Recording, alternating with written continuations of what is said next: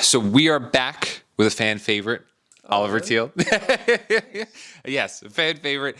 We are doing just a conversation, just to talk, another episode of Iron Talk, if you will. Yeah. The long-awaited, I guess, and requested podcast that people suggested that I do. So I listened. So Wow, so responsive. right. Yeah. So immediately I was on it. So today, couple topics that we have written down, we're just going to go ahead and go through. One of the topics that we want to discuss, or that I wanted to discuss, is a little bit more of insight into how you got started in the gym, and then we'll kind of tie it back and tie it around to, how we started in the gym and how we got to the point that we're at. So, you want to hold the talking stick? Sure. Okay. Talking stick, yeah. This is nice. Yeah. Okay, what's the distance? Like, just comfortable? I don't know. Just comfortable, yeah. Okay. You can have it, yeah, that's good. Okay. Gym journey fitness journey. Started in high school. I was on the swim team all 4 years, but I didn't start lifting until junior year around, near like the middle or end after swim season. But I noticed the reason why I mentioned the swim season was because during swim season, I felt more comfortable about myself and confident because I was exercising and I didn't know anything really about nutrition or exercise or calories other than loosely like, you exercise, you lose fat kind of thing. I also feel like swimming just in general is also just a great sport, especially when it comes to like endurance, cardio, like all that kind of stuff in terms of just working out in a broad spectrum. Like swimming is great for that. I'd say in terms of like a one activity, one kind of thing, swimming is definitely a contender for number one exercise for overall health. Even muscle development, but it's different. It's not like the gym. Right. But you can see, swimmer physiques, like, the combination between cardio. So you're getting all that cardio in, lower intensity, steady state to burn the fat or whatever. But then you have like drills, intervals, sprints to get that sort of explosive power. Right. You could build some muscle that way. It's not ideal if your goal number one is hypertrophy, but regardless, it's great for flexibility. It's great for your back muscles, your lats, your legs, core, everything pretty much. Anyway, all right. But yeah, so I was just like positive feedback from sport, from swimming. And then my buddy, he went to a different high school, and we did not spend like as much time because we went to middle school together, in elementary school, since pre-K to 8th grade. And he had a class in his high school which was like weightlifting, powerlifting, like whatever, just kind of like gym class. Right. But they were focused on strength training, weights. Specifically. Specifically weights, technique, how to do it. Progressive overload, like the basics, I guess, that you would expect from like a high school phys ed teacher or something, like not a personal trainer or anything like that. Nothing like you would find from PhDs online or anything like that. But just, your physical education teacher showing you how to lift. And he would tell me with enthusiasm about his experiences in that and just kind of push me to like, hey, let's go to the gym. Right. Let's spend some time together. And I'll teach you what I'm taught. And I basically hopped on that train. We would go to the gym pretty much every day. Wow. And at least like during the weekdays. And it was just like... Rest and recovery left the chat. Totally. Had no idea. It was SBD every day. Wow. SBD every day. And that's how we would start every workout was squat, bench, deadlift. And... no belt. I'm learning from a high school kid, and he's learning that day. And he's like, hey, like, I'll show you what I just learned. Right. So it's totally like, honestly, if we were to do that just now, we would probably injure ourselves pretty quickly. 100%. Just like the resiliency and energy of high school boy. Just skyrocketed you. Yeah. And like it's almost like injury proof. Right. Like you're almost injury proof as long as you're not a total idiot. Right. So it was SBD every day, and then we would follow that up with whatever we felt like. Okay. with however many sets Right. until we got tired. And it wasn't the best, but did notice some gains. And it's been kind of like loose but dedicated since then. Through college, I tried to always do something, go to the gym, run. Right. And I was known as like, I go to the gym. Right. So like at least it was to that part of my priorities that other people noticed. Right. You know, and I would tell people to go to the gym, whatever.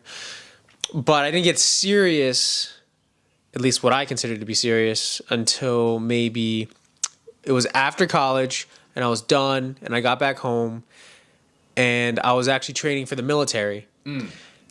And so a lot of it was like, there was a hybrid training, hybrid strength training with a lot of cardio, a lot of calisthenics focus. Right. But then I discovered powerlifting, and I was on a powerlifting schedule that was programmed for me by a friend that also worked at the gym that I worked at. And then just like then I had to start paying, and I didn't want to do that. And you gotta forget about it. So then I had to I kept doing it like kind of loosely based off of what was given to me before and the programming and the sort of like progression scheme. But then I discovered high intensity Right. over vacation, and I was like, oh, this is interesting. Like, just inspired by Mike Mentzer's physique pretty much, Right. and how unconventional it was, how against the grain, and how logically, philosophically consistent it was. And even like when I first discovered high intensity, I totally believed in it. I was a zealot. Since then, it's been about a year and a half, and I see some flaws, especially with modern exercise science. Some things have been disproven. I think a lot of it is not generously interpreted, and they still work, but there's some stuff that are just kind of wrong Right. about it. Like I recently discovered that the pre-exhaust sets that we do, the pre-exhaust supersets, Right. they're not necessarily like science backed, but I think experientially, like anecdotally, like if we do a superset with leg extensions and then we do some squats, power squat or whatever with the quad focus, knees over toes, I think it pushes the quads past failure. Oh yeah. To be honest, I don't think. I mean, 100%. that's just me. That's just my personal experience. But apparently, the research says it's not doing what we think it's doing. Interesting. So that's what I mean. Back to that first conversation of the science-backed, science-bound, science-based, science-bound. If we were science-bound, we would be like, okay, cut the pre-exhaust superset. Right. But science-based would be like, okay, like it says that, but it's not totally set in stone. Right. And it works for us. Right. And it's fun. Yeah, exactly. And I swear it pushes it past failure. I don't know. Like, I don't think I could do those squats. Right. Yeah, with the... I mean, I could do the squats. We obviously do the squats. Right. But the leg extensions and then the squats, I think it pushes the quads past failure. We're more relying on the glutes and the hamstrings and Right. other parts that go into a squat. Because if the muscle is already fatigued, we're already in a state of hypertrophy at that point, and then it's basically going past failure, but with a different exercise. you Yeah, know? more stimulus. Right. More Exactly. stimulus. Yeah. Yeah. And that's pretty much the journey. There's some boring details, like time periods where, like senior year, it was just calisthenics. I bought and built like those little pull-up dip sets that, Okay. like the little rack thing. Yeah. And I would just do calisthenics, pull-ups, chin-ups, dips, and then do like core on a yoga mat and then just run for a while. Right. And that kept me in shape. Yeah. It wasn't huge gains. Right. Because I also wasn't training properly. Right. And the rest and recovery thing has never been such a priority Right. as it is now. Right. It was just like I could drink and party and stuff. And then the next morning, as long as I take my couple of scoops of pre-workout or whatever, You were fine. it's good for me. And I just do a workout and I do that every day. Right. And as long as I do it every day, I'm good. Right. But in fact, it's overtraining. Right. Yeah, I was definitely overtraining. Yeah. 100%. And it was probably to the point where it was like your body was just like in a rhythm.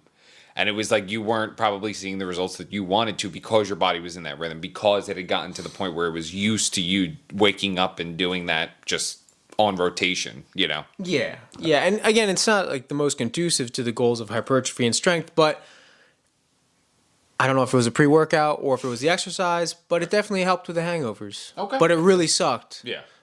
But then afterwards, I guess the hormones, the adrenaline, Yeah. were just like, you're good for the day. It was also probably a jolt to your system with how much caffeine you were just intaking. Yeah. As soon as you woke up As to soon like, Yeah. after that. With like hangover. not a quality night's sleep at all. Or Yeah. Just a couple hours, really. Right. But like the sun's up, so So am I. get it. Yeah. Go get it. Yeah. That was the attitude, like the Goggins stuff. Yeah. You know, I was kind of into Goggins at the point. I was like, okay, like I'm not a bitch. Like, Right. I'm gonna go do this. Right. And overall positive. Right. Overall positive. Hypertrophy and strength weren't like the main goals. It was just fitness. It was just keeping steady. Right. Keeping consistent. Right. So yeah. Very nice. Very nice. And then we kind of started. What? How many months has it been? Like, we started April, March of last year. Yes, I started in March. And then we may have gotten together maybe in May-ish. Okay, May sounds Summer-ish? May sounds like an accurate time frame. So we got together around May. Because I had to try it out for a couple months Right. to like get the feel of it Right. and how to apply it. Right. At least for myself. And we had worked out like a little bit before then, and it was, we were doing good workouts, but nothing of a structure as to how we were doing now. The high intensity approach with the timing that we also do as well. So it was kind of around that May time frame that we really started you really kind of started like pinpointing what we needed to do and where we were going to go from there. So it's definitely been advantageous, obviously, for both of us. Yeah, and the timing thing, the 2-3-5 timing, that wasn't. I swear that was like only in the past 6 months. Like, it's not really been like the entire time, but Right. it was because we were hitting way higher weights before. Right, exactly. We were hitting way higher weights, but it was just I don't know. I'd read and watched a little bit more about time under tension and its importance for muscle growth stimulation. So I was like, okay, like how can we like do this, but like let's be consistent with it, Right. so we can quantify it. Right. So like every rep would be quantifiable in terms of how much time under tension really. Right. Yeah. Yeah. The very specific and obviously nitty gritty is what we're going for. But yeah, we had to kind of shoot down our egos a little bit when we started doing the timing because of the timing. Yes. Obviously, we had to shoot our egos down because the weight was getting exponent. Yeah, before that. We do like half. Yeah, we do about like half now. Yeah. Yeah. The only thing that I can say that we still have like a bit of like an ego boost for is the calf raises. That's the only thing. Yeah, we were hitting 420 on Yeah, the like standing calf raise for Yeah. 12-ish, Like 12. 14. Yeah. So And then we just graduated to we're going to use the leg press now instead of the Right. standing calf raise machine. right. Just because there's more room to grow from there. And it seems to be a better feel. I feel a better stretch the last time that we did it too. So yeah. Way less stress on the axial fatigue. So Yes. like less spinal stress. Yes. Because like the pads would be on your shoulders and be pressing down on your spine. Right. But now it's just the pad. Yeah. Yeah. It's just like a crushing motion, and it was getting to the point where we just kept adding on plates, and it was like how much more are we going to do before it's just ridiculous, And it was kind of getting to that point where it was like, okay, this is a little ridiculous. We got to graduate to a different machine. So we did. Plus concerns for the machine. I mean, it's not designed To go to past have- its, to go past its stack. I mean, right. people will put a plate in the peg, but that's not what it's supposed to Right. do. Right. I mean, that steel cord has a tension rating, and Yeah. and over time it does degrade. So Yeah. So we were getting up there save and ourselves. we saved ourselves. We were like, that's it. We're good. So, all right. So then the second thing I want to talk about, which I already know your answer. I already know what you're going to go for, is obviously the pre-workout. Oh yes. So I'm a big rep. Well, I'm not actually a rep. you wish you were. I wish I were a rep if I had Sponsor. if I had any sort of following or social media presence for fitness. But Gorilla Mode is my preferred pre-workout.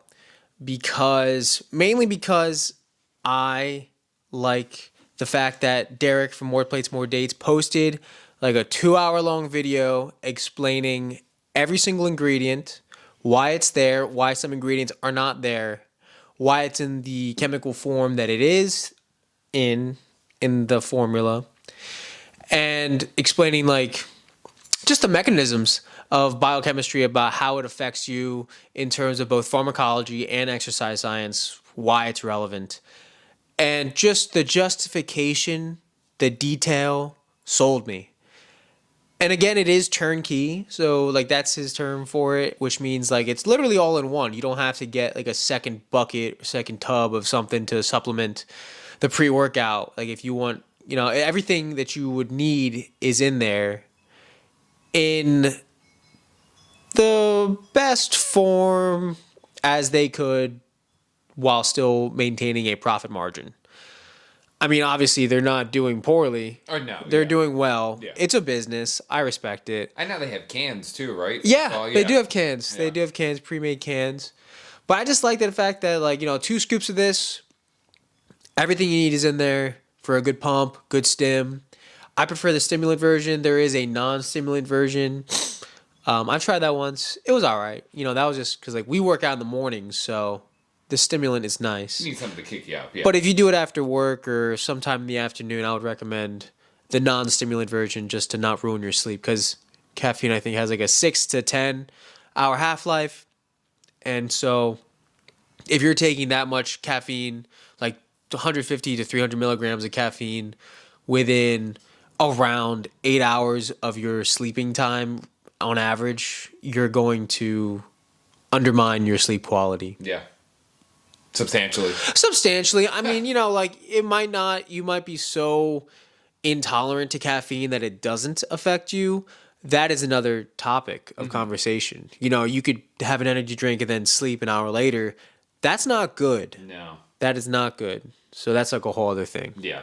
Yeah. That's something where you have to like reevaluate and everything. Yeah, you have to re-level everything off because if you're so immune and so basically used to such high caffeine levels, dependent on it too, it's going to ruin you. So it's like you really have to like basically take like at least like 3 or 4 days, like either off of it or just do maybe like 1 cup of coffee or like 1 energy drink or something like that, just to kind of like regulate your body again, because it's like then once you like go back to it, it's like you're fine. Like it feels like you basically kind of had it for the first time, but it's like until you do that, you're not going to be right. Yeah, tolerance break. A tolerance break is necessary for pretty much everything. Mm-hmm. Yeah.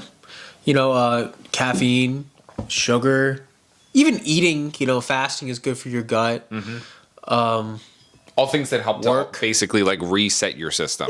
Yeah. Even like deload weeks are a form of tolerance break in a way. Right. Just because like you're stimulating your body to grow muscle, and there is this thing called the mTOR pathway where, it's not totally in the science right now, but there's some people that think that if you stimulate the mTOR pathway too often, so consistently, that it will lose the sensitivity towards building muscle, towards hypertrophy. So it's like a deload week, in a way, is a tolerance break to like ease up on that pathway. Right. So that way you can like go back and stimulate muscle growth as you were before. Right. Yeah. And that makes sense. How obviously. about you? What's your pre-workout? My pre-workout of choice, and I guess I'm a little biased because I am kind of an ambassador for them. Let's go. So, is Raw Nutrition. Okay. But a lot of C-Bum's not his brand, but it's like he's affiliated with them pretty heavily.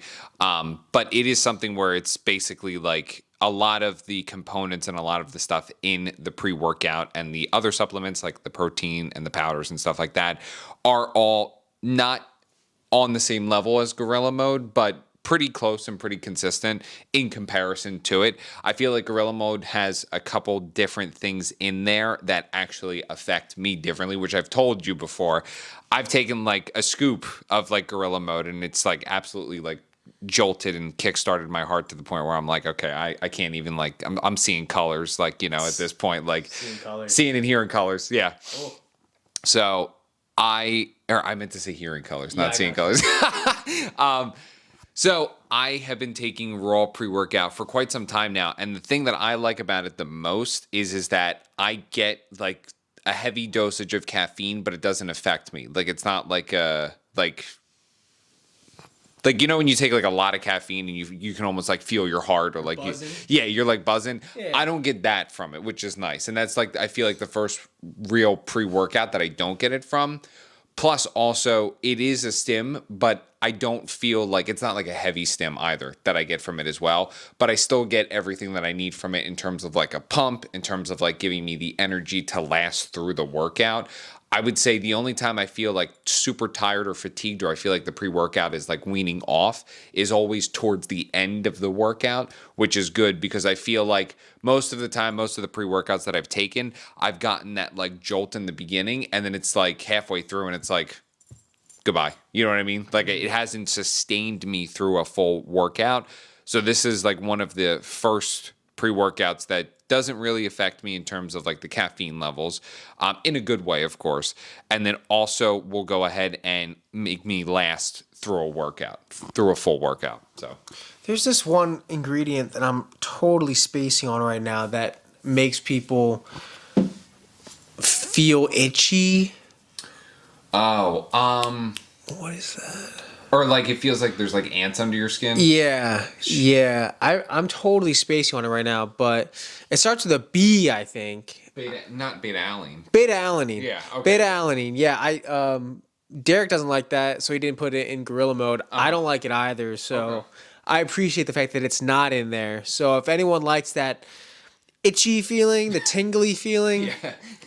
Some people do. I don't know. It makes them feel something. Yeah. So they do like that. So gorilla mode would not be the pre-workout for you. Right.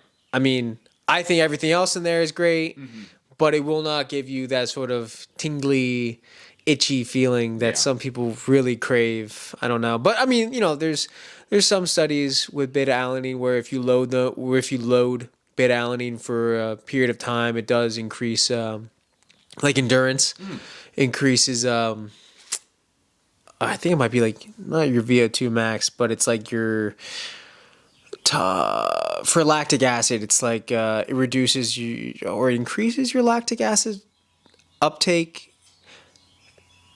The effect is that it increases your endurance. Okay. Gotcha. Yeah, that's what the effect would be in the simplest of terms. In terms of using it, okay. But we're not in here doing marathon gym sessions. Right. We're going for that quick, intense, boom. Right. So, and I don't do any sort of cardio or endurance sports, so it's really not a benefit to me in that way.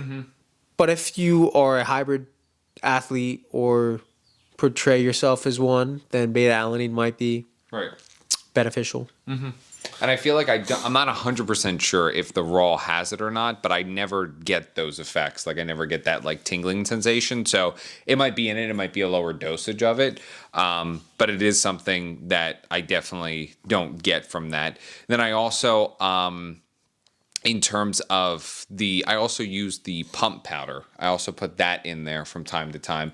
I feel like it adds a little bit to it. Is it like glycer pump? Yeah, it's glycer. Yeah, it's a glycer. Pump? Yeah, it's a glycer. Okay. So I feel like it adds a little bit to it. It's nothing crazy, but it's just like a little extra, like, you know, I feel a little extra juicy at times, but that's about it. It just increases your retention of water. Right. And like for your hydration. So that's what the glycer pump, and that's in gorilla mode as well. So that just increases your retention of water, you know, for hydration purposes, and hydration is important for performance, etc. But also for the pumps.